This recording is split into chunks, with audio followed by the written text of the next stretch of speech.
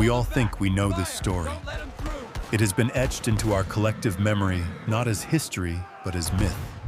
It exists in the brushstrokes of dramatic paintings, in the dialogue of heroic films, and in the tragic, compelling figure of its central character.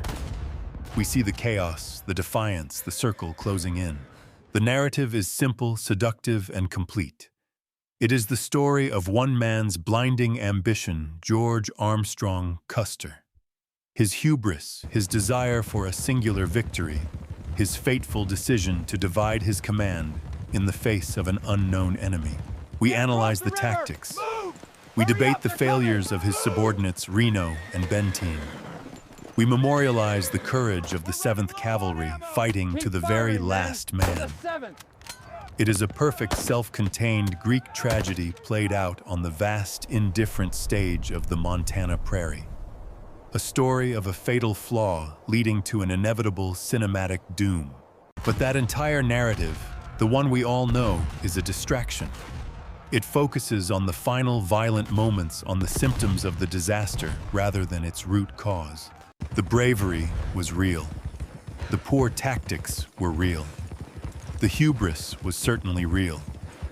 But they are not the reason the battle was lost. They are simply the final chaotic expressions of a failure that had already occurred.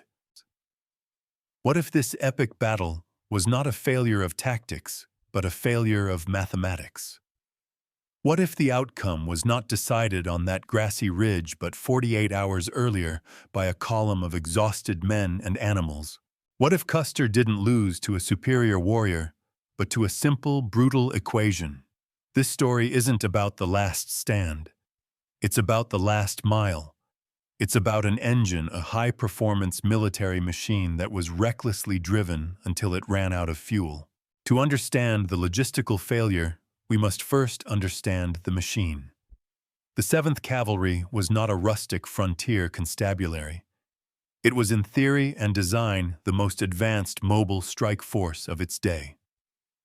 It was the spearhead, an engine of war purpose-built by a nation flush with post-Civil War industrial power and designed for one thing, the decisive, rapid, and total annihilation of its enemy.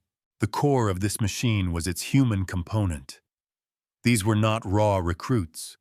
Many were battle-hardened veterans of the Civil War, professional soldiers who understood drill discipline and shock tactics. They were the most experienced light cavalry the nation possessed. They were armed with the best technology of the era. The 1873 Springfield trapdoor carbine, a modern .45 caliber single-shot breech-loading rifle. It was powerful and devastatingly accurate at long range. On a firing line in a prepared position, this weapon was technologically superior to almost anything it faced, and they rode the engine of this machine, the American cavalry horse. These were not the wild ponies of the plains. They were large, powerful, grain-fed animals bred for size and strength. They were specifically chosen to provide a stable firing platform, and most importantly, to deliver a terrifying, overwhelming mass in a charge. So let's use the correct analogy. The 7th Cavalry was not an all-terrain vehicle. It was a thoroughbred racehorse. It was incredibly fast, immensely powerful, and astronomically expensive to maintain. It was bred for one purpose: to win a short, fast race on a prepared track. It was a creature of the system that created it. But a thoroughbred has a fatal flaw. It is a specialist. It is delicate. It is environmentally sensitive. It cannot live off the land. It cannot endure hardship for long. It requires constant specialized care, and above all, a very specific high-energy diet. It is completely dependent on its logistical supply line. This was the machine Custer commanded. A high-performance, high-maintenance thoroughbred designed for a sprint. But the campaign demanded an endurance rally. He was taking this specialized machine deep into a hostile, undeveloped wilderness, far from its support structure, far from its stable. He was asking a racehorse to do the job of a mule, and he was about to run it completely into the ground. So what exactly was the fuel for this high-performance machine? It wasn't gasoline, but it was just as vital and just as finite. It was a complex cocktail of three distinct elements, each with its own burn rate, and each stored in a different vulnerable part of the column. The first and most critical component, the one that defines this entire failure, was horse fuel. This is the central misunderstanding of the campaign. The American cavalry horse was, in biological terms, a tuned engine. It was a grain burner optimized for a quick, powerful dash. It was not the all-terrain vehicle of the prairie. The Lakota and Cheyenne ponies were biofuel efficient.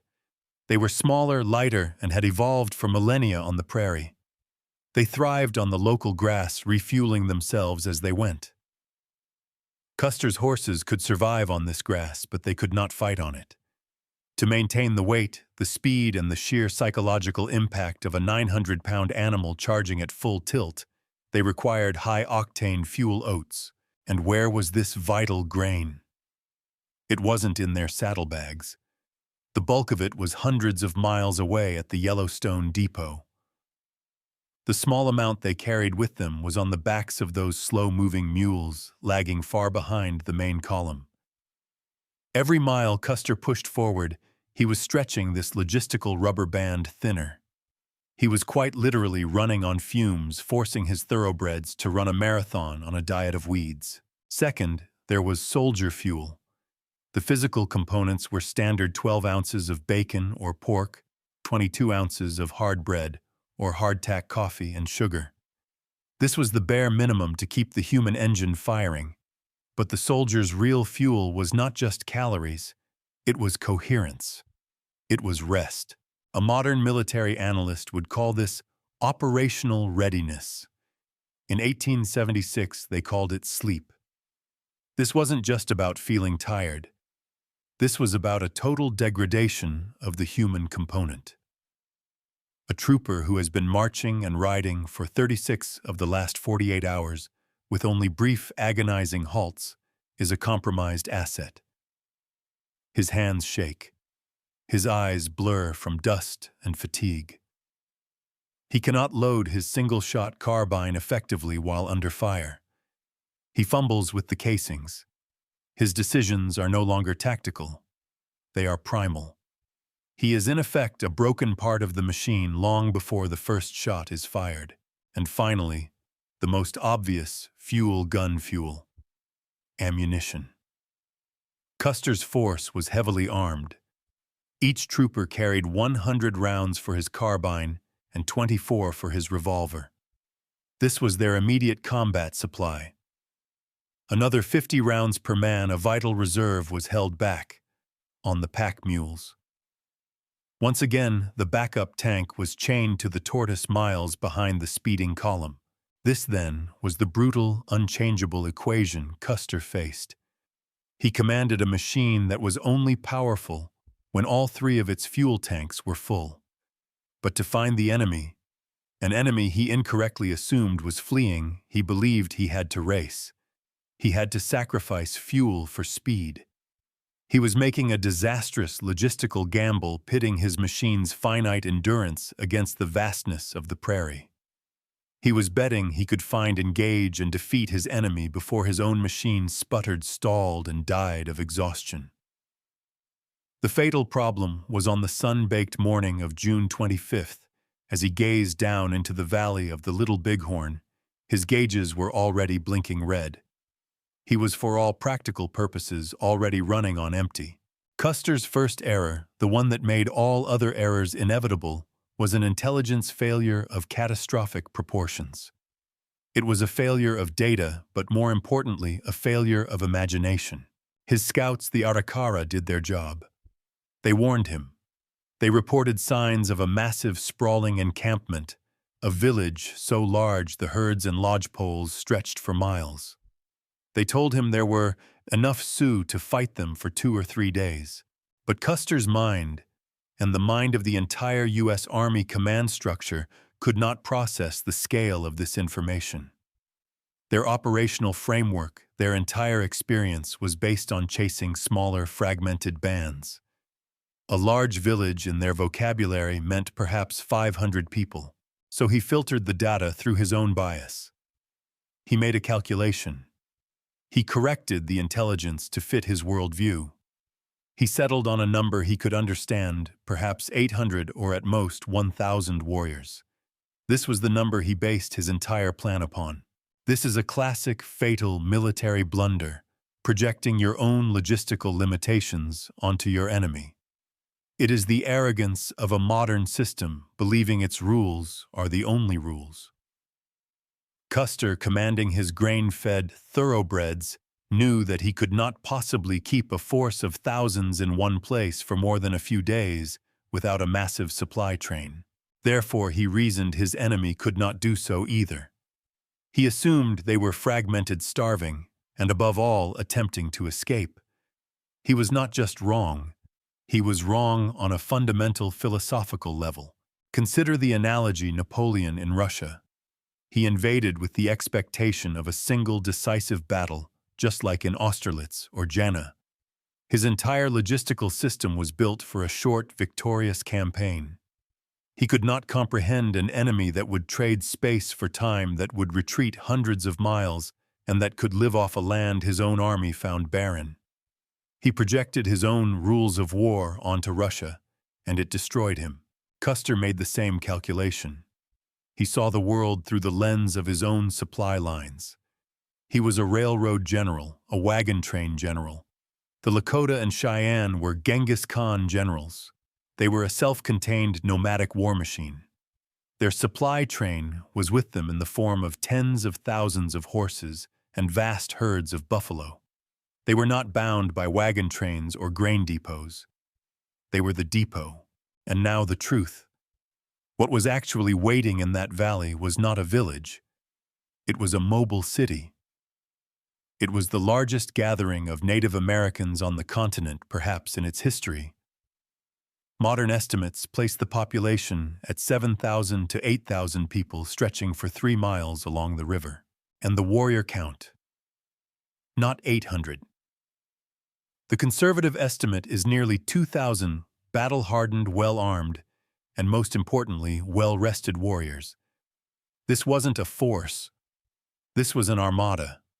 This was the grand fleet of the Lakota Nation, assembled in one place at peak strength, bursting with confidence after their recent victory over General Crook. Custer was not hunting a rogue guerrilla band. He was with a single exhausted regiment of 650 men, preparing to launch a frontal assault on the equivalent of the enemy's entire industrial and military heartland. It was a mathematical impossibility. A single frigate low on fuel attempting to take on an entire naval fleet. This massive mobile city of 7,000 people was not just a target. It was a superior logistical system in its own right. And Custer, in his arrogance, completely ignored it. This is the central, brutal logistics paradox of the Little Bighorn. Custer believed his modern army with its supply wagons and grain-fed horses was logistically superior. He was wrong. In this environment, his system was in fact fatally inferior. Let's do a direct comparison. A tale of two logistics. It is the thoroughbred versus the Mongolian horse. It is the core of the entire battle, and it's an equation Custer never bothered to solve. First, Custer's machine. The math is simple and brutal. One soldier, one horse. This 1,000-pound animal was his entire mobility. It was his high-performance asset. But it was also his single point of failure. This horse ran on imported fuel oats carried by slow-moving mules. If this single high-maintenance animal was exhausted from a forced march, or if it was wounded in the initial contact, the trooper was no longer a cavalryman. He was a slow-moving infantryman, trapped in the open, wearing heavy wool and leather boots hundreds of miles from safety. He was in effect a dead man walking. Now look at the Lakota machine. The math here is completely different. It's not 1-to-1, it's 1-to-many. One warrior, 5 and 10, even 15 ponies. This is not a soldier. This is a true shock trooper system. The ponies were the fuel of this system, and they were in every way superior for this environment. They were smaller, lighter, and more agile. They had evolved on this very terrain. But their greatest logistical advantage, they were self-fueling. They ate the battlefield. The prairie grass that was slowly starving Custer's thoroughbreds was high-octane fuel for the Lakota ponies. They didn't need a mule train. The battlefield was their mule train. This fundamentally changed the nature of combat. A trooper on Custer's side had one tank of gas for the entire day. His horse. He had to conserve it, protect it, and when it was gone, he was finished. The Lakota warrior had a river of fuel. He would ride his pony hard directly into the fight, push it to its absolute limit, and then when it tired, he would simply abandon it. He would run back to the massive reserve herds, the gas station at the village, leap onto a fresh, rested, full-tank pony, and ride back into the battle at full speed. This is not a primitive system. This is the sophisticated, time-tested logistical logic of the great horse archer empires. This is the system of Genghis Khan. The Mongol horde conquered the known world not just with bows, but with logistics. Their power was rooted in the remount, the endless supply of fresh horses. It gave them a strategic and tactical endurance that no modern army of the time could match. Custer wasn't facing a few hundred disorganized warriors. He was facing a Mongolian logistical system perfectly adapted to its environment, operating at peak efficiency. He, on the other hand, was trapped. He was tethered to his single finite tank of gas. His thoroughbreds were exhausted, running on empty, while his enemy had an ocean of fuel calmly waiting just over the ridge. He didn't just miscalculate the number of enemies. He miscalculated tragically their endurance. But the logistical imbalance was not just about mobility and horses. It was also about firepower. Custer rode into the valley assuming a massive technological advantage. He was once again fatally wrong. His logistical math failed to account for the enemy's own arsenal. Custer's weapon was the 1873 Springfield carbine. On paper, it was a superb weapon. It was powerful and accurate to 500 yards. It was a high-performance rifle. But like his high-performance horses, it was also high-maintenance. Its primary liability was its single-shot trapdoor breech. One shot, one reload. But it had a second, more catastrophic flaw. A logistical failure built directly into its design. The carbine's cartridges were made of soft copper. In a desperate, fast-paced fight, the breech would overheat. The soft copper casing would expand, deform, and jam, fusing itself to the chamber. The weapon became useless. Troopers were found dead next to their rifles with broken knives in their hands, having spent their last moments desperately trying to pry out the stuck casing. It was a high-maintenance weapon that failed its maintenance check in the middle of the fight. Now the Lakota arsenal. Custer expected bows and arrows. He found instead a logistical surprise. Hundreds of Lakota and Cheyenne warriors, perhaps as many as 1 in 4, were armed with the low-maintenance, high-output alternative, the Henry and Winchester repeating rifles. These were 15-shot lever-action assault rifles of their day. They had been acquired through trade, a complex logistical pipeline that the Army had completely underestimated. Where Custer's trooper could fire perhaps 8 to 10 rounds a minute if his gun didn't jam, a Lakota warrior could fire 15 rounds in 15 seconds. It was a 10-to-1 or even 20-to-1 advantage in close-quarters firepower. So let's do the final pre-battle calculation. Let's look at the tail of the tape before the bell even rings. In one corner, Custer, one exhausted trooper, on one exhausted grain-fed horse, with one single-shot rifle prone to a catastrophic jam. And in the other corner, the Lakota, one well-rested warrior, with a pit crew of 5 to 10 fresh grass-fed ponies, armed with a 15-shot rapid-fire repeating rifle. Custer didn't just ride into a fight he might lose. He rode into a fight he had already lost. It wasn't a tactical gamble.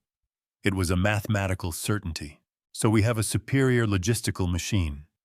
The Lakota facing an inferior, high-maintenance one. The 7th Cavalry. The battle is already decided on paper. But it is Custer's next decision that takes this on-paper failure and makes it a brutal physical reality.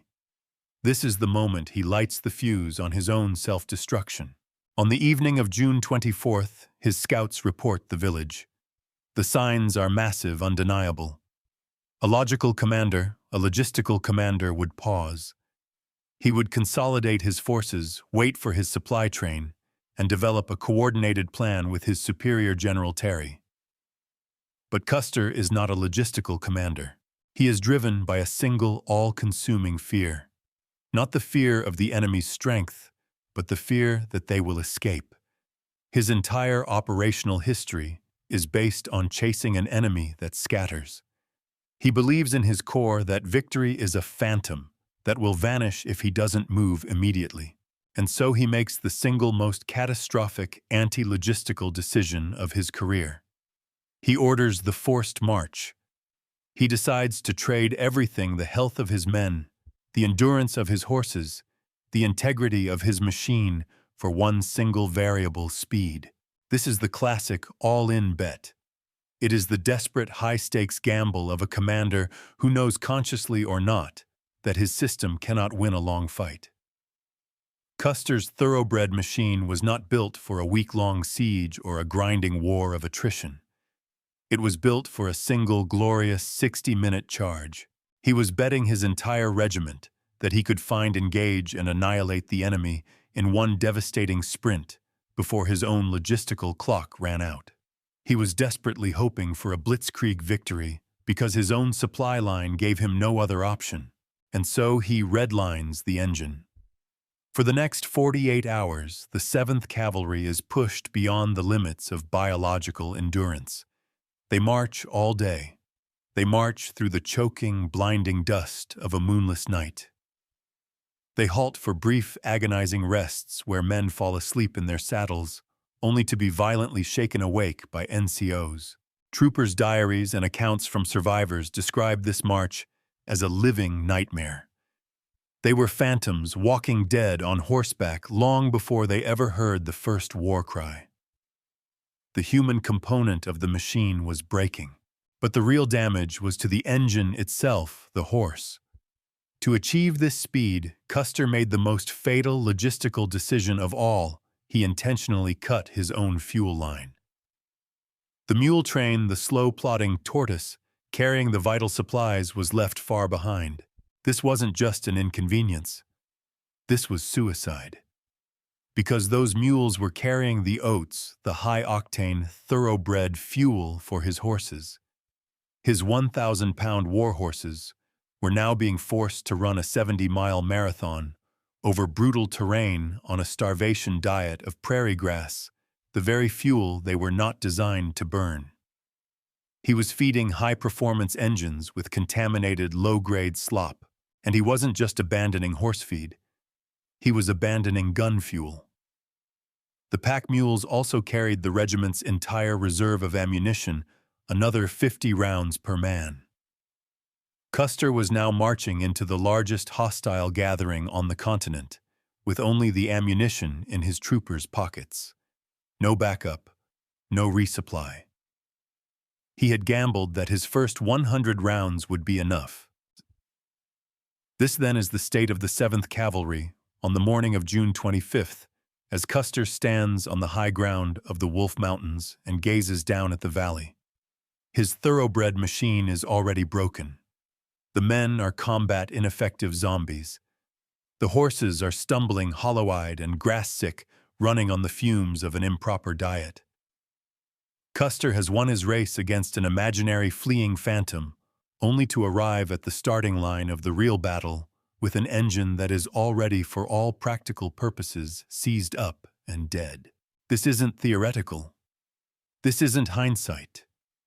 This is the documented physical reality of the 7th Cavalry before the first shot was fired in the main valley. The record is written in the diaries of the survivors.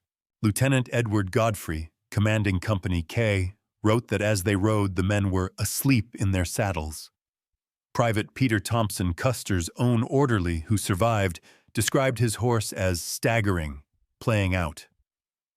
One officer observing his own command stated bluntly that the horses were so exhausted from the night march they could not be spurred out of a walk. Let's be perfectly clear. This is the out-of-gas moment. This is the biological engine seizing up. The men are no longer soldiers. They are sleepwalkers. The horses are no longer weapons. They are dying animals. The regiment as a coherent fighting force has ceased to exist. The analogy is precise. Custer has taken his multi-million-dollar thoroughbred racehorse run it for 48 hours without food or rest through a brutal off-road desert race. And now at the moment, he finally sees his opponent. His machine is broken, wheezing and trembling on the verge of collapse.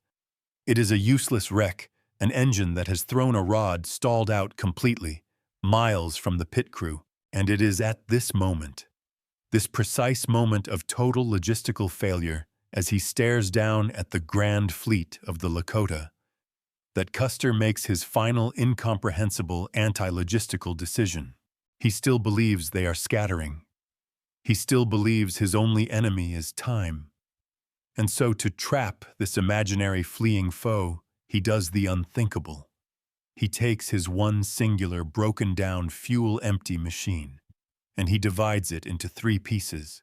From a logistical perspective, this is not a tactical maneuver. This is suicide.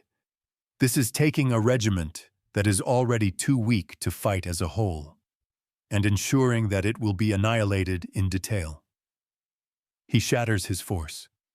He atomizes his weakness.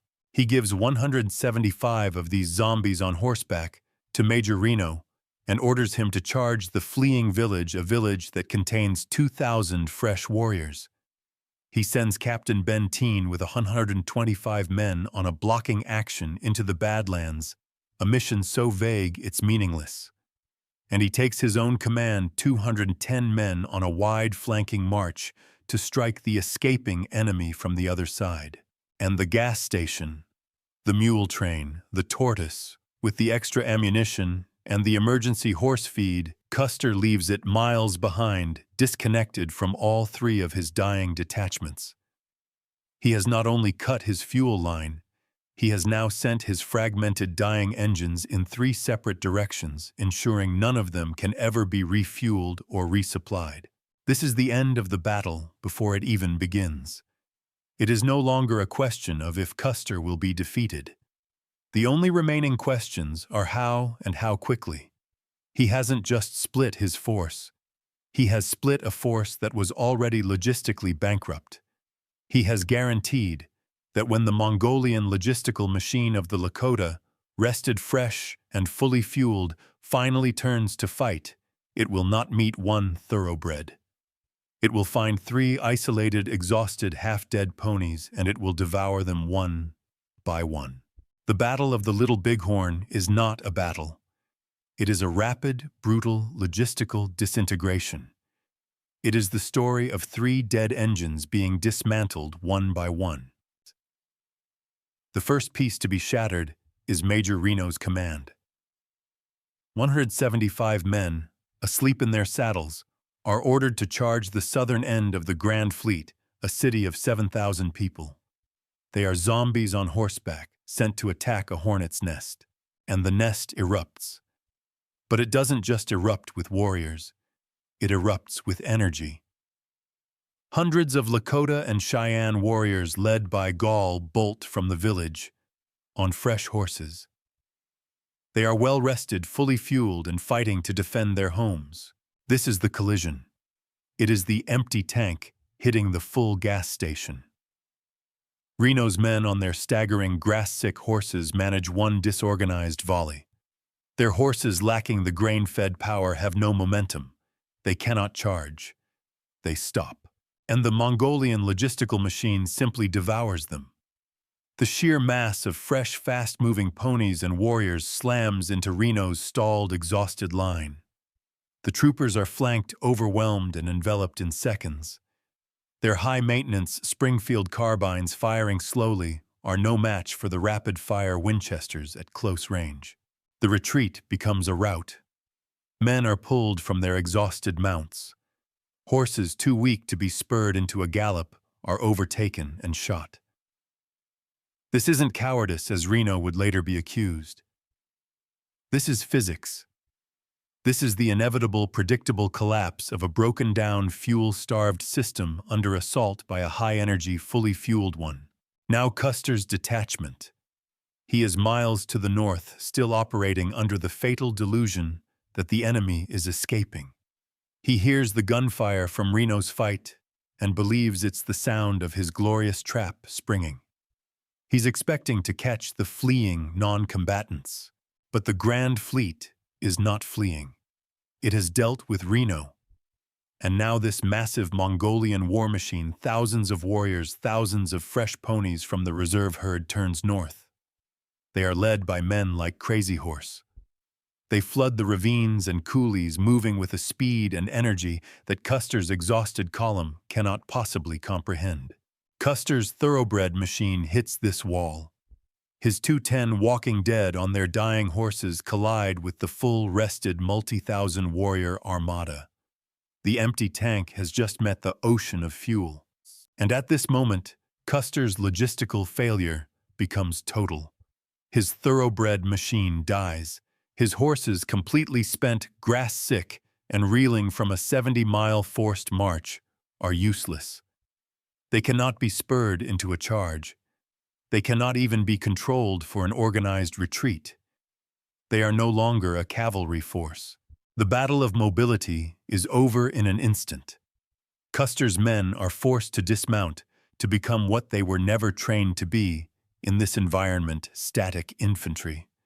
They are trapped footbound on a barren hill, low on ammunition, with no food, no water, and no hope of resupply from the mule train they abandoned miles ago. We call this the last stand. It should be called the last stall. It is not a heroic tactical choice. It is a logistical endpoint. It is an engine that has seized, now surrounded by a high-speed self-fueling system that can strike and move at will. The Lakota warriors, using their Mongolian remount system, would charge in, empty their Winchesters, and then ride back to the village for fresh ponies returning to the fight, completely re-energized. Custer's men could only watch die and wait for their 100 rounds to run out. The mathematical consequence was simply a matter of time. The system failure was now total. The thoroughbred machine was stalled, surrounded, and immobile. But as Custer's men formed their doomed circles on that barren hill, a second, more intimate logistical crisis erupted. A failure not of grand strategy, but of tactical maintenance. The gun fuel itself began to fail. The 1873 Springfield carbine Custer's high-performance rifle had a catastrophic built-in design flaw. Its cartridges were made of soft copper. In the desperation of a fast-paced close-quarters fight, troopers were firing as fast as they could reload. The breech block would overheat rapidly. The soft copper casing would then expand, deform, and jam itself, fusing to the hot metal of the chamber. The extractor, the small mechanism designed to pull the spent shell out, wasn't strong enough. It would just rip the rim off the back of the cartridge, leaving the casing hopelessly, immovably stuck. The high-tech weapon was instantly rendered a 7-pound steel club. There was only one field maintenance solution. The trooper had to stop fighting in the middle of a swirling melee, take out his pocket knife, and try to individually, desperately pry the stuck casing out of the hot chamber. Archaeological evidence from Last Stand Hill confirms this nightmare. Troopers were found dead, their knives broken, their primary weapon, their technological advantage useless beside them. This wasn't a battle. It was a catastrophic maintenance failure under fire. Custer's precise war machine was breaking down component by component, and while Custer's men were desperately trying to unjam their technology, the low-tech logistical system of the Lakota performed flawlessly. Their hundreds of Winchester and Henry repeaters, the 15-shot lever-action rifles, functioned perfectly. They didn't overheat or jam in the same way. They delivered a storm of lead.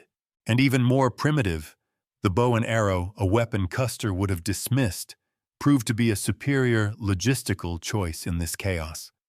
A warrior could fire 6, 10, even 12 arrows in the time it took a soldier to fire one if his rifle worked.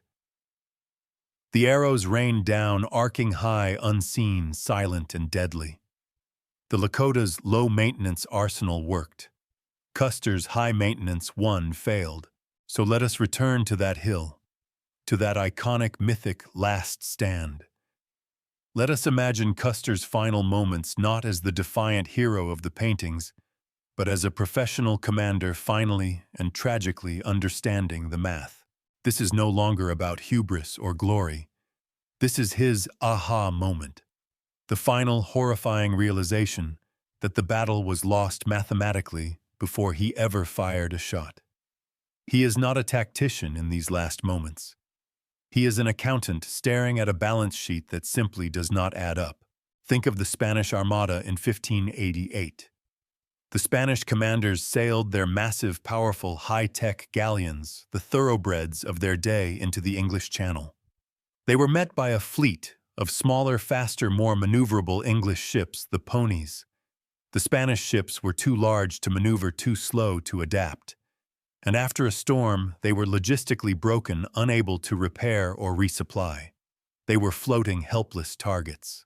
Custer, standing on that hill, sees the same impossible equation. He sees his thoroughbreds, his exhausted men and horses stalled and broken. And he watches as the Lakota Armada circles him with impunity. He sees warriors ride in fire, then ride back to the gas station in the valley, only to be replaced by fresh warriors on fresh horses. His enemy isn't just more numerous. They are more rested. They are faster. They possess a superior field-based logistical system.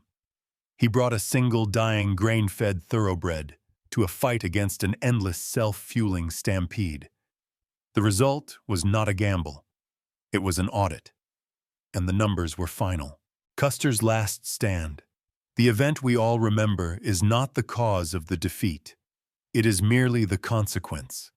It is the final, bloody, hour-long symptom of a mortal wound that was self-inflicted 48 hours earlier. The battle was not lost at 3:00 p.m. on June 25th. It was lost at 3:00 a.m. in the dark, when Custer chose to sacrifice his fuel for an imaginary race. But the greatest irony of all, the Little Bighorn, the pinnacle of Lakota logistical success, also proves why they were doomed to lose the war. They won the battle of logistics. Their Mongolian system, the grass-fueled, self-replenishing pony, was perfectly adapted to the prairie. It decisively defeated Custer's thoroughbred system, which was tethered to its grain wagon gas station. But the Lakota could not defeat the ultimate American logistical machine. They had defeated the wagon train, but they could not defeat the railroad. The Iron Horse was the true Red Ball Express of the West. It was the strategic weapon that transported thousands of soldiers, settlers, and sportsmen, and that railroad delivered the one thing that could destroy the Lakota's self-fueling system. It delivered the hunters who would systematically annihilate the buffalo. The U.S. Army didn't defeat the Lakota by outfighting them. They defeated them by destroying their fuel source.